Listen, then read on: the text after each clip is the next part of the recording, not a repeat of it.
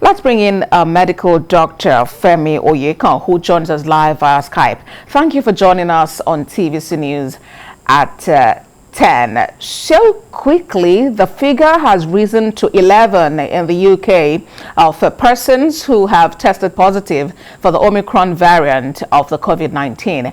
How exactly is the government and the people responding to this? First, I'll say thank you for making me part of this conversation. To be honest with you, the government have taken the initial step, which is to put a ban on all flights coming from Southern Africa, including South Africa, Mozambique, Angola, Malawi, and a few other, I think Zambia.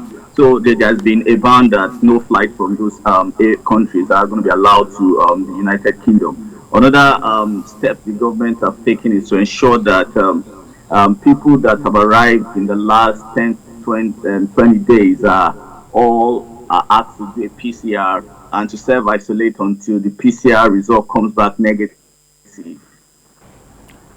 these are some of the measures that the government is putting in place to ensure that and a bit of return to face mask and a bit of social distancing have also been echoed by both the National Health Advisor and the Prime Minister himself. Okay, talking about the travel restrictions, there are concerns that is this not rather some form of persecution? As a matter of fact, the Southern Africa government has come out to say, oh, this appears to be some form of persecution of our country and our people. What do you say?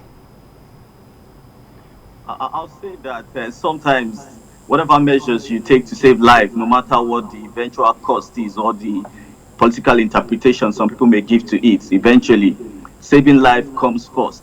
And if that's your priority as a government, you may have criticism here and there, but it shouldn't deter you from doing what is fundamentally right.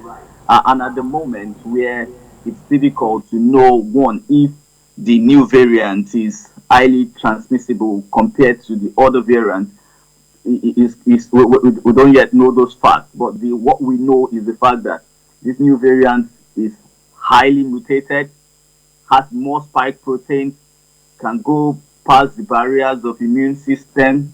So with those information, any government that cares about its people will, and you know, UK lost close to about 150,000, if I'm right with those figures, and the world has lost over 5 million. Everybody needs to brace up and take drastic decisions to protect its citizens. Indeed, there's a whole lot of work going on to determine if this latest variant of the COVID-19 is more transmissible, if it's more dangerous, and if, as a matter of fact, it would impact the effectiveness of the vaccines already been rolled out across the globe. Dr. Femi Oyekon, thank you very much for joining this conversation on TVC News at 10. You're welcome.